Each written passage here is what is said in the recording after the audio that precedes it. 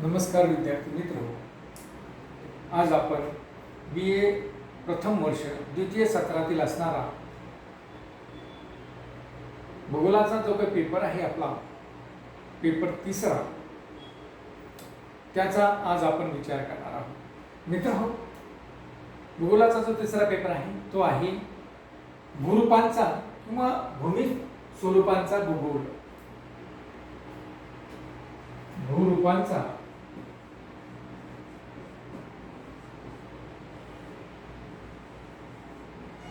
भूगोल किंवा भूमी स्वरूपांचा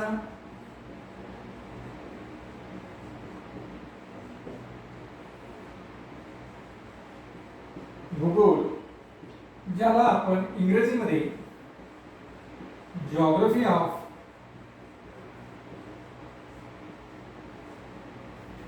लँडफॉर्म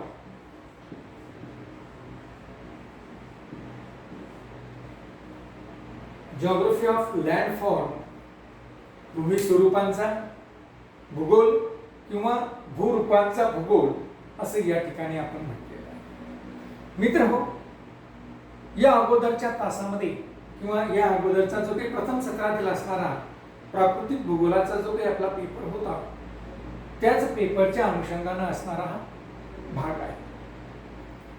मित्रहो, भूमी स्वरूपांचा किंवा भूरूपांचा भूगोलाचा ज्यावेळेस आपण विचार करतो त्यावेळेस भूमी स्वरूप म्हणजे काय याचा विचार किंवा भूरूपे म्हणजे काय यांचा विचार या ठिकाणी आपल्याला करणं आवश्यक आहे. मित्रहो, आपण बघितलं की पृथ्वीवर आढळणारे जे काही भूमीचं स्वरूप आहे याला आपण भूरूप असं म्हटलेलं आहे किंवा भूमी स्वरूप असं त्या ठिकाणी म्हटलेलं आहे. म्हणजे पृथ्वीवर जे काही आढळतं मग त्यामध्ये महासागर असतील, पर्वत असेल, पठार असेल, मैदाने असतील किंवा खचदऱ्या असतील, ही सगळी जी काही आहे ही सगळी या पृथ्वीवर असणाऱ्या भूपृष्ठाच्या भागाचा स्वरूपाचा भाग आहे. आणि मग आपण पाहतोय की अशा प्रकारच्या भूपृष्ठाच्या भागाचा स्वरूपाचा असणारा हा जो काही भाग आहे ज्याला आपण भूमी स्वरूपे असं म्हणतो, या भूमी स्वरूपांचा विचार आपल्याला या आजच्या तासामध्ये या ठिकाणी करायचा आहे. म्हणजे भूमी स्वरूपे किंवा भूरूपे म्हणजे काय, तर पृथ्वीवर ज्या काही अंतर्गत आणि बहिर्गत हालचाली झालेल्या आहेत, या पृथ्वीवर घडणाऱ्या अंतर्गत आणि बहिर्गत हालचालीच्या अनुषंगानं जी काही पृथ्वीवर भूपृष्ठाचं स्वरूप बनलेलं आहे, या भूपृष्ठाच्या बनलेल्या स्वरूपाला या ठिकाणी आपण भूमी स्वरूप असं म्हटलेलं आहे किंवा ज्याला आपण भूरूप असं म्हटलेलं आहे. म्हणजे हा पृथ्वीच्या असणारा बाह्य भाग आहे, हा पृथ्वीचा असणारा बाह्य भाग आहे की जो दृश्य स्वरूपामध्ये या ठिकाणी आपल्याला दिसून येतो. आणि मग अशा पद्धतीनं या दृश्य स्वरूपामध्ये दिसून येणाऱ्या पृथ्वीच्या बाह्य भागाचा विचार आपण या ठिकाणी भूमी स्वरूपाच्या संदर्भाने करत असतो. मित्रहो, या ठिकाणी आपण जर बघितलं तर आपल्याला दिसेल की व्याख्याच आपल्याला अशी करता येईल की भूमी स्वरूपे किंवा भूरूपे म्हणजे काय, तर पृथ्वीवर अंतर्गत किंवा बहिर्गत हालचालीमुळे निर्माण झालेले भूपृष्ठाचे स्वरूप म्हणजे भूमी स्वरूपे होय किंवा भूरूपे होय. आणि जर आपण बघितलं तर आपल्याला असं दिसतं की या पद्धतीने जर आपण व्याख्या केली तर भूपृष्ठाचं जे काही स्वरूप आहे म्हणजेच पृथ्वीच्या पृष्ठभागाचं जे काही स्वरूप आहे हे पृथ्वीच्या पृष्ठभागाचं स्वरूप म्हणजेच भूमी स्वरूपी आहे. आणि आपण पाहतोय की या ठिकाणी अंतर्गत आणि बहिर्गत हालचाली, अंतर्गत आणि बहिर्गत हालचालीचा ज्यावेळेस आपण विचार करतोय त्यावेळेस आपल्याला असं दिसून येतं की मागे आपण त्याचा अभ्यास केला मागच्या पेपरमध्ये, पृथ्वीच्या अंतर्गत भागामध्ये घडून येणाऱ्या काही हालचाली आहेत त्यामध्ये भूकंप आणि ज्वालामुखी या दोन हालचाली प्रामुख्याने आहेत. आणि मग या भूकंप आणि ज्वालामुखीच्या अनुषंगाने पृथ्वीचा जो काही पृष्ठभाग आहे तो काही ठिकाणी उंचावला जातो तर काही ठिकाणी खचला जातो. त्याचबरोबर पृथ्वीवरील असणाऱ्या खंडाच्या अनुषंगाने अंतर्गत भागामध्ये दाब निर्माण होऊन काही भाग उंचावला जातो तर काही भाग हा खचला गेलेला आपल्याला दिसून येतो आणि त्यातून मग वेगवेगळ्या भूमी स्वरूपाची निर्मिती झालेली आपल्याला दिसून येते. म्हणजे पृथ्वीवरील असणाऱ्या या अंतर्गत हालचाली यांनी देखील पृथ्वीचं पृष्ठभागाचं स्वरूप हे या ठिकाणी बनवलेलं आहे, तयार केलेलं आहे. तसंच पृथ्वीवर जे काही बाह्य हालचाली होतात, बहिर्गत प्रकारच्या हालचाली, साधारणतः आपण या ठिकाणी बहिर्गत स्वरूपाच्या ज्या काही हालचाली आहेत त्यामध्ये ऊन, वारा, पाऊस, नदी, हिमनदी, सागरी लाटा या सर्वांच्या अनुषंगाने ही जी काही बहिर्गत कारक आहेत, या बहिर्गत कारकाच्या अनुषंगाने जमिनीची झीज होते. त्याचबरोबर ही बहिर्गत कारके जमिनीची झीज करून दुसऱ्या ठिकाणी हे झीज झालेले पदार्थांचं संचयन देखील करतात आणि त्यामुळं ज्या ठिकाणी झीज झाली त्या ठिकाणी वेगळ्या प्रकारचं भूमी स्वरूप त्या ठिकाणी निर्माण होतं. तर ज्या ठिकाणी संचयन होतं त्या ठिकाणी पुन्हा वेगळ्या प्रकारचं भूमी स्वरूप किंवा भूरूप त्या ठिकाणी निर्माण झालेलं आपल्याला दिसून येतं. म्हणजेच आपल्या व्याख्येचा जर आपण संदर्भ या ठिकाणी घेतला की पृथ्वीवर अंतर्गत आणि बहिर्गत हालचालीमुळे भूपृष्ठाचे जे काही स्वरूप निर्माण झालेलं आहे याला आपण भूमी स्वरूप किंवा भूमी स्वरूपे किंवा भूरूपे असे या ठिकाणी म्हणतो.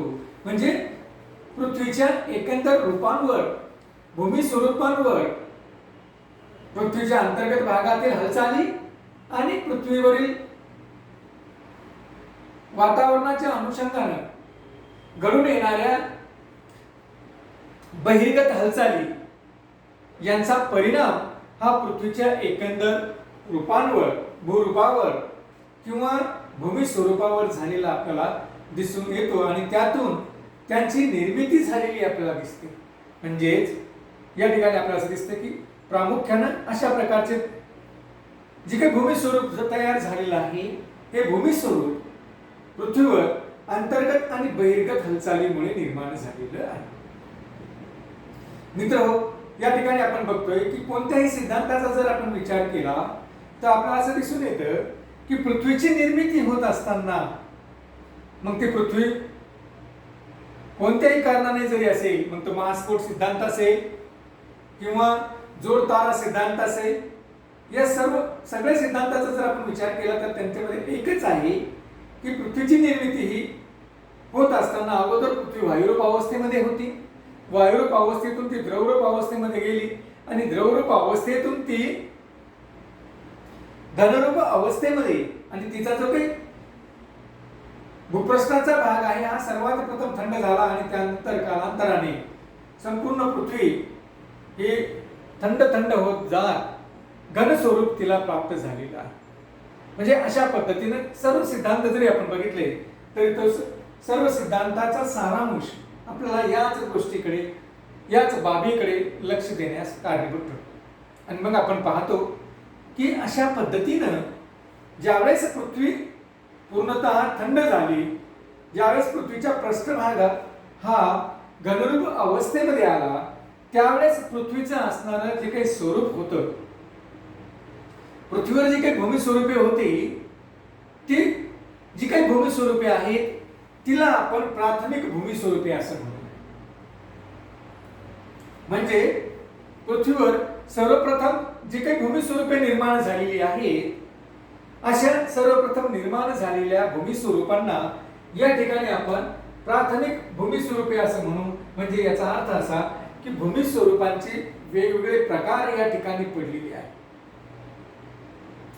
या ठिकाणी पहिलं जे काही स्वरूप प्रकार आहे भूमी स्वरूपांचा तो आहे प्राथमिक भूमी स्वरूपे.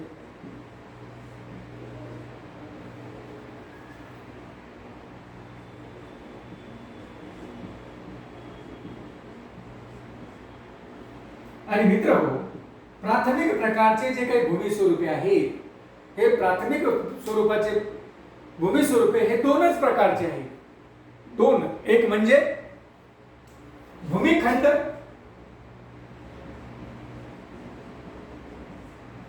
हे काही भूमिखंड निर्माण झाले आहे हे भूमिखंड, आणि दुसरं म्हणजे महासागर. भूमिखंड आणि महासागर हे प्राथमिक स्वरूपाचे भूमी स्वरूपे आहे.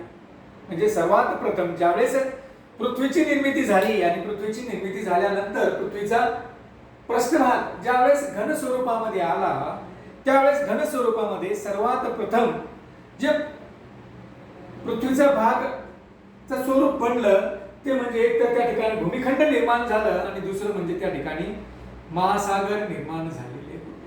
म्हणजे साधारणतः 20 कोटी वर्षापूर्वीची ही जी काही घटना आहे, ही 20 कोटी वर्षापूर्वी प्रामुख्याने पृथ्वीवर प्राथमिक स्वरूपाचा जे काही भूमिखंड आणि महासागर या ठिकाणी होते. आणि मित्रो, आपण जर वेगनरचा भूमी खंडवहन सिद्धांत जर आपण बघितला तर प्रामुख्याने आपल्याला असं दिसून येतं की वेगनरच्या 1912 मध्ये ह्या वेगनर या जर्मन शास्त्रज्ञाने मांडलेला हा सिद्धांत जर आपण या ठिकाणी बघितला तर आपल्याला असं दिसतं की त्याने खंडवहनाचा हा सिद्धांत मांडत असताना त्यांनी सांगितलं की पृथ्वीवर सुरुवातीला एकच भूमिखंड होतं आणि एकच भूमिखंड जो काही होता त्याला त्याने नाव दिलेलं होतं पॅन्झिया. पॅन्झिया नावाचा एकच भूमिखंड या ठिकाणी होता आणि या पॅन्झियाच्या सभोवताली पॅन्थारोसा नावाचा एक महासागर होता. म्हणजे बघा, प्राथमिक स्वरूपाचं जे काही भूमिखंड आहे या ठिकाणी अगदी सुरुवातीच्या निर्माण कालावधीमध्ये ज्यावेळेस पृथ्वीची निर्मिती झाली आणि पृथ्वीच्या निर्मितीनंतर ज्यावेळेस या ठिकाणी भूमी स्वरूपांचा आपण विचार केला त्यावेळेस पॅन्थालासा नावाचा एक भूमिखंड या ठिकाणी होता आणि दुसरा म्हणजे पॅन्थालासा नावाचा एक महासागर या ठिकाणी होता आणि पॅन्झिया नावाचा भूमिखंड या ठिकाणी. कालांतराने जसं या ठिकाणी कालावधी उलटत गेला तसतसं या भूमिखंडामध्ये आणि महासागरांमध्ये बदल होत गेलेला आपल्याला दिसतो. की पॅन्झिया नावाच्या या एकच भूमिखंडाचे पुढे दोन भूमिखंडामध्ये रूपांतर झालं. दोन खंड त्या ठिकाणी तयार झाले. मग पृथ्वीची असणारी केंद्रापासून दूर जाणारी जी काही शक्ती आहे, केंद्र उत्साही शक्ती, यामुळे एका पॅन्झिया पासून दोन भूमिखंड त्या ठिकाणी तयार झाले. उत्तरेकडे जो भूमिखंड तयार झाला त्याला आपण लॉरेशिया असं म्हणतो आणि दक्षिणेकडे जो भूमिखंड तयार झाला त्याला आपण गोंडवाना असं म्हणतो. म्हणजे दोन प्रकारचे भूमिखंड या ठिकाणी तयार झाले आणि लॉरेशिया आणि गोंडवाना यांच्या दरम्यान एका महासागराची निर्मिती झाली आणि तो महासागर म्हणजे तेथीस नावाचा महासागर त्या ठिकाणी तयार झाला. म्हणजे जसा काळ उलटत गेला कालांतराने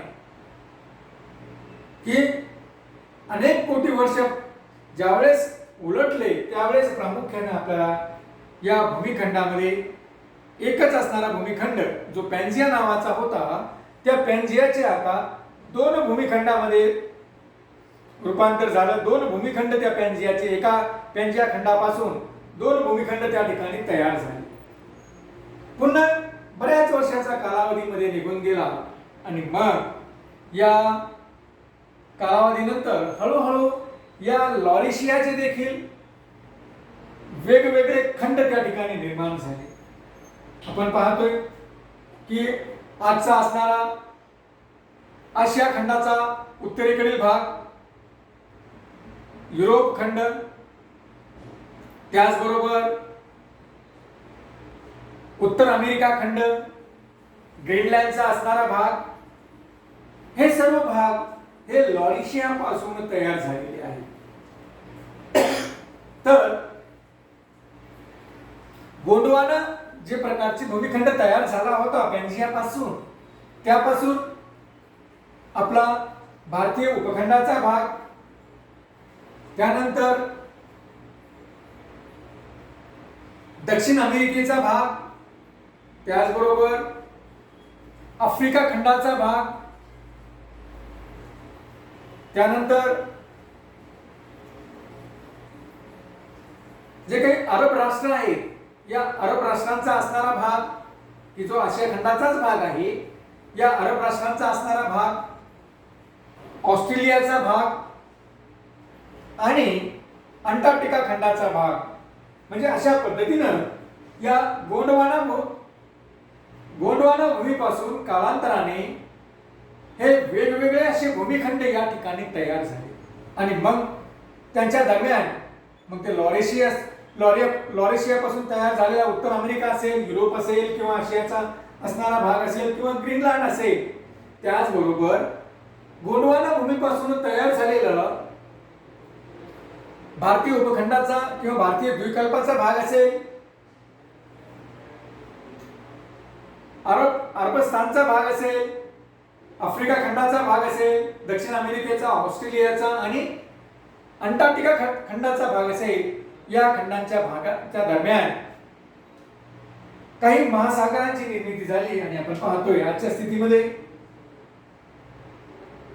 पॅसिफिक महासागर, अटलांटिक महासागर, हिंदी महासागर, आर्क्टिक महासागर, या प्रकारचे मोठमोठे महासागर या ठिकाणी तयार झालेले आपल्याला दिसून येतात.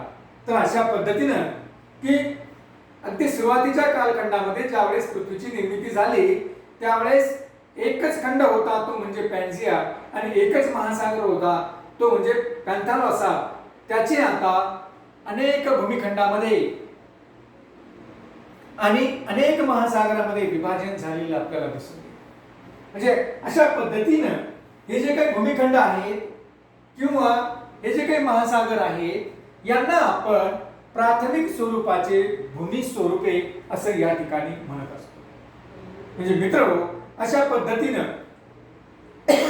या प्राथमिक भूमी स्वरूपे ही प्रामुख्याने आपल्याला पृथ्वीच्या पृष्ठभागावर दिसून येतात. आणि मग या प्राथमिक भूमी स्वरूपांचाच अभ्यास हा आपल्याला या भूमी स्वरूपांचा भूगोल नावाच्या या भूगोलाच्या शाखेमध्ये आजच्या तासाला या ठिकाणी करायचं आहे. मित्रहो, हे झाले प्राथमिक भूमी स्वरूपे. त्याच पद्धतीने या प्राथमिक भूमी स्वरूपांवर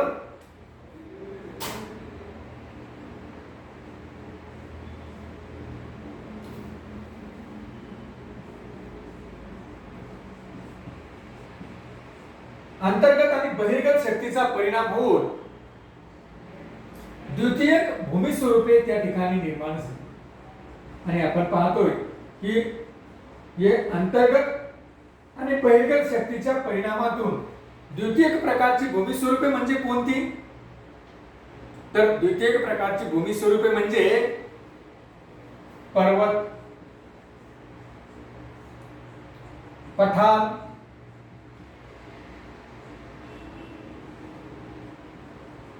मैदानी, त्याचबरोबर भूखंड मंच,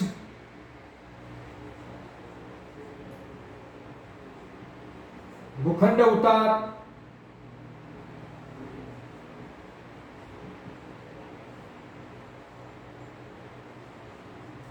सागरी मैदानी,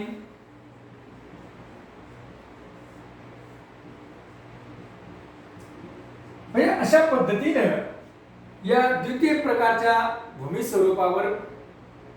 स्वरूपांची निर्मिती ही प्राथमिक प्रकारच्या भूमी स्वरूपावर अंतर्गत आणि बहिर्गत शक्तीचा परिणाम होऊन अंतर्गत आणि बहिर्गत शक्तीचं कार्य त्या ठिकाणी झालं आणि कार्य होऊन त्या ठिकाणी द्वितीयक स्वरूपाची भूमी स्वरूपे त्या ठिकाणी निर्माण झाली. आपण पाहतोय की प्राथमिक स्वरूपाचं भूमी स्वरूप कोणतं आहे, तर प्राथमिक स्वरूपाचं भूमी स्वरूप आहे ते म्हणजे भूमिखंड आणि महासागर. भूमिखंड आणि महासागर. आपण पाहतोय की भूमिखंडाचा जर विचार केला तर सियाल नावाचा जो काही सियाल आणि सायमा हे जे काही पृथ्वीच्या अंतर्गत भागामध्ये ज्यावेळेस पृथ्वी थंड होत होती, ज्यावेळेस हे जे काही पदार्थ होते, हे सियाल नावाचा जो काही पदार्थ होता तो वजनाने हलका होता आणि वजनाने हलका असल्यामुळे तो सायमाच्या वरच्या भागामध्ये थंड झाला आणि आपण पाहतोय की अधिकाधिक भूमिखंडे ही सियाल नावाच्या या सियाल म्हणजे काय, सिलिका आणि ॲल्युमिनियम या सियाल नावाच्या भूमिखंडापासून तयार झालेली किंवा मूलद्रव्यापासून तयार झालेली आपल्याला दिसून येतात. तर त्याच्या खाली सियालच्या खाली आपण पाहतोय की सायमा नावाचा म्हणजे सिलिका आणि मॅग्नेशियम यांनी या मूलद्रव्याने तयार झालेला जो काही भाग आहे तो भाग प्रामुख्याने आपल्याला त्याच्या खालच्या भागामध्ये ज्यावेळेस आपण अंतर्गत भागाचं उत्खनन करतो त्यावेळेस अंतर्गत भागाचं उत्खनन करत असताना त्याच्या खालच्या भागामध्ये हा भाग आपल्याला त्या ठिकाणी दिसून येतो. म्हणजे अशा पद्धतीनं मित्रहो हे भूमिखंड या ठिकाणी तयार झालेले आहे. त्याच पद्धतीने आपण पाहतो की सायमात अधिकाधिक महासागराचा तळभाग जो काही आहे हा सायमा नावाच्या या पदार्थापासून तयार झालेला आपल्याला दिसतो. आणि मग अशा पद्धतीनं मित्र हो हे प्राथमिक स्वरूपाचे भूमी स्वरूपे ही सुरुवातीच्या कालखंडामध्ये निर्माण झाली. कालांतराने पुन्हा या भूमिखंडावर अंतर्गत आणि बहिर्गत शक्तीचा परिणाम झाला आणि अंतर्गत आणि बहिर्गत शक्तीचा परिणाम होऊन त्या ठिकाणी पर्वतांची निर्मिती झाली. आपण पाहतोय की 33 नावाचा जे काही महासागर होता, ज्यावेळेस लॉरेशिया आणि गोंडवाना भूमी किंवा लॉरेशियाची भूमी स्वरूप आणि गोंडवानाचं ज्यावेळेस भूमी स्वरूप तयार झालं त्यांच्या दरम्यान 33 नावाचा महासागर त्या ठिकाणी होता. परंतु कालांतराने ज्यावेळेस युरेशियाची प्लेट आणि भारतीय द्वीपकल्पाची प्लेट जी काही प्लेट आहे ही प्लेट एकमेकांच्या जवळ येऊ लागली त्यावेळेस या 33 नावाच्या महासागरामध्ये प्रचंड प्रमाणात जो युरेशियातून आणि या भारतीय उपखंडातून जो गाळ त्या ठिकाणी नद्यांच्या माध्यमातून जो गाळ त्या ठिकाणी जात होता त्या गाळ तर त्या ठिकाणी होताच, परंतु त्याचबरोबर युरेशियाची असणारा जो काही भूमिखंड आहे आणि भारतीय उपखंडाचा किंवा भारतीय द्वीपकल्पाचा जो काही भाग आहे हा दोन्ही भाग ज्यावेळेस जवळजवळ येऊ लागले पृथ्वीच्या एकंदर असणाऱ्या शक्तीमुळे आणि ज्यावेळेस हे जवळ आले एकमेकावर जवळ आले त्यावेळेस त्या ठिकाणी त्या 33 नावाच्या महासागरातून वळीचा किंवा घडीचा पर्वत 33 नावाच्या महासागराच्या ठिकाणी हिमालयासारखा घडीचा पर्वत त्या ठिकाणी निर्माण झाला. आणि आपण पाहतोय आजही की या हिमालय पर्वत हा अतिशय अलीकडच्या काळातील म्हणजे आधुनिक स्वरूपाचा पर्वत, आधुनिक कालखंडातील किंवा अगदी अलीकडील काळातील हा पर्वत या ठिकाणी निर्माण झालेला आपल्याला दिसतो. म्हणजे मित्रहो अशा पद्धतीनं या ठिकाणी पर्वतांची निर्मिती असेल, पठारी प्रदेशाची निर्मिती असेल, एखादा भूमिखंडाचा भाग अंतर्गत हालचालीमुळे उंचावला गेला तर त्या ठिकाणी पठाराची निर्मिती झालेली आपल्याला दिसून येते. मग आपण पाहतोय की आपल्याकडे असणारं दख्खनचं पठार असेल किंवा अगदी पामीरचं असणारं उत्तरेकडील पठार असेल किंवा अमेरिकेतील पठार असेल किंवा रशियामधील असणारा पठारी प्रदेश असेल, या सर्व पठारी प्रदेशाची निर्मिती ही प्रामुख्याने याच प्रकारच्या अंतर्गत हालचालीमुळे झालेली आपल्याला दिसते. त्यानंतर मैदानं असतील, विविध प्रकारची जी काही मैदानी भाग असेल की जो सपाट अशा प्रकारचा समुद्र सपाटीला अगदी जवळ समुद्र सपाटीपासून कमी उंचीवरचा जो काही प्रदेश त्या ठिकाणी सपाट अशा प्रकारचा प्रदेश निर्माण झाला की ज्याला आपण मैदानी प्रदेश असं या ठिकाणी म्हटलेलं आहे. अशा पद्धतीनं या मैदानी प्रदेशाची निर्मिती मित्र या ठिकाणी झालेली आपल्याला या भूमी स्वरूपाच्या अनुषंगाने दिसून येते. तर या सर्व भूमी स्वरूपांचा विचार आपल्याला या भूमी स्वरूपांचा भूगोल या भागामध्ये करायचा आहे. तर याही पलीकडे अजून आपण या द्वितीय स्वरूपाची जी काही भूमी स्वरूपे आहेत महासागरातील यांचाही विचार आपण येणाऱ्या तासामध्ये करणार आहोत. त्याचबरोबर या द्वितीयकोन पुन्हा तृतीय प्रकारची भूमी स्वरूपे या ठिकाणी निर्माण झालेली आहेत त्यांचाही विचार आपण येणाऱ्या तासामध्ये या ठिकाणी करूया. धन्यवाद.